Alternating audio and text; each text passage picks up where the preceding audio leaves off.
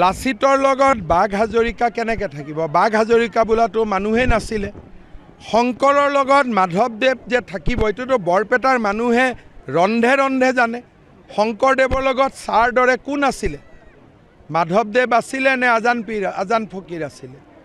এই যে কথাবোৰ কয়, ইনডাইৰেক্টলি তেওঁ কি কৈছে যে বাংলাদেশী আৰু আমি একেলগে থাকিব লাগিব। তাৰ মানে তেওঁ কি বুজাইছে যে নতুন বৰ অসমত বাংলাদেশীসকল আৰু অসমীয়াসকলক মই একেলগ কৰি দিম।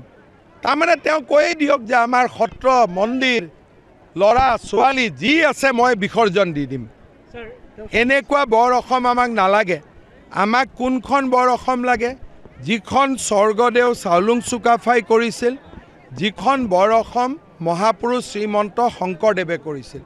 গৌৰৱ গগৈয়ে কৰা বৰ অসমখন আমাক নালাগে। তেওঁ নতুন বৰ অসমখনত বেচিকেলি আমাৰ যিটো ঐতিহ্য সংস্কৃতি তেওঁ বিসৰ্জন দিব খোজে।